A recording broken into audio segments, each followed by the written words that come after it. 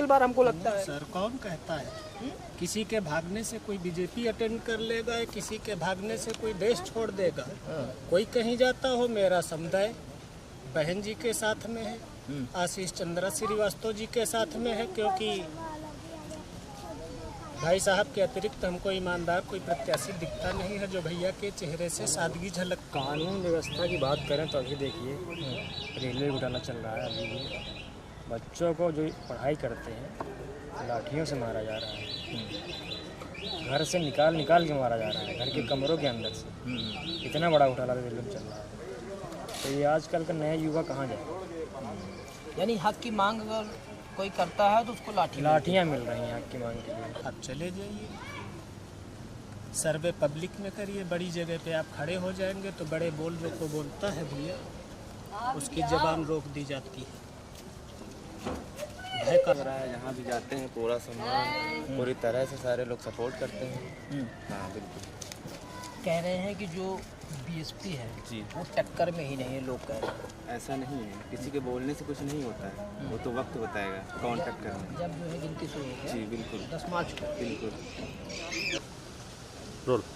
नमस्कार, मैं हूं आपके साथ में श्रवण चौहान और लगातार हम आपको बसपा बीट की जो खबर है वो आपको हम दिखाने का काम कर रहे हैं। इसी दौरान आपको हम बता दें कि लखनऊ विधानसभा मध्य में खड़े हुए हैं और एक ये सिंचाई कॉलोनी है और यहाँ पे बसपा जो समर्थक है और जो बसपा के प्रत्याशी घोषित किए गए हैं आशीष चंद्र श्रीवास्तव जो युवा प्रत्याशी हैं, उनके समर्थन में लोग आप देखिए लगातार वोट मांग रहे हैं और युवा भी हैं।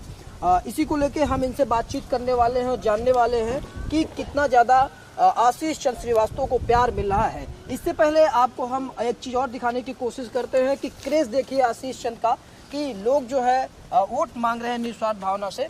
चाचा क्या नाम है आपका? विजय कुमार मौर्य सर। अच्छा मौर्य, तो मौर्य तो बीजेपी में है अब की बार हमको लगता है। सर कौन कहता है किसी के भागने से कोई बीजेपी अटेंड कर लेगा या किसी के भागने से कोई देश छोड़ देगा।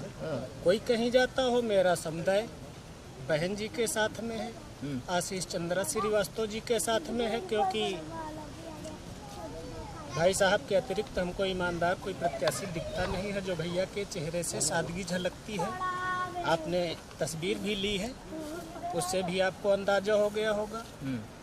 और दूसरी चीज़, हम अपने भाई को इस पार्टी में रीढ़ की हड्डी बना देंगे।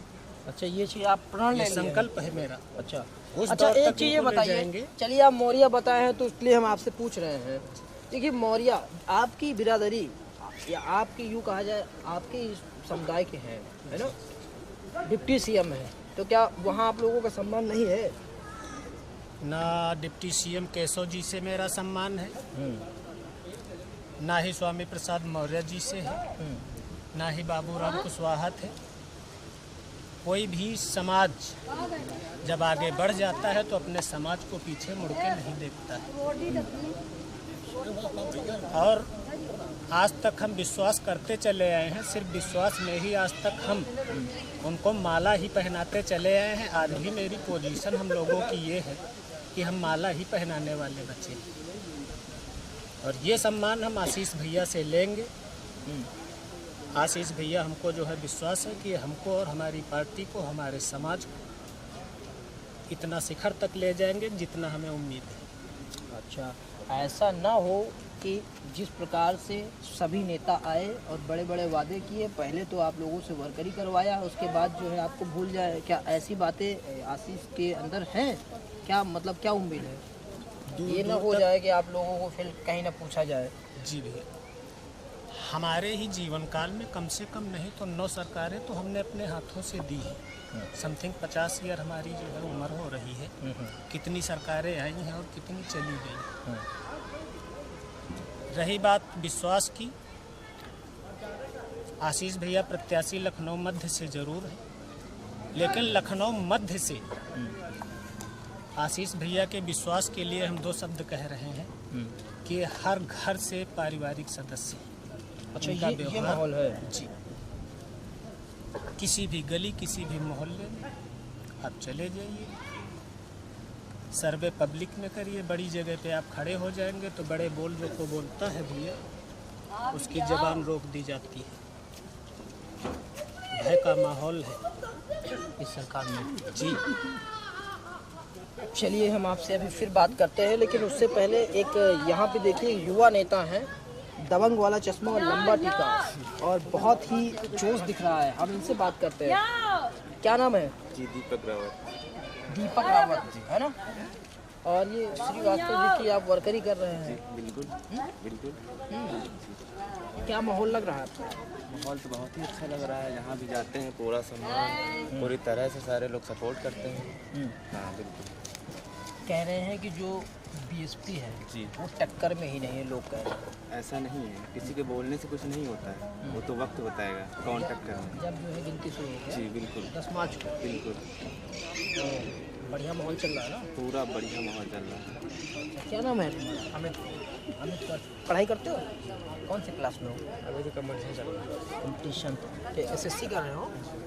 तो एसएससी की जब तैयारी करते होंगे तो उसमें करंट अफेयर पढ़ते होंगे, है ना?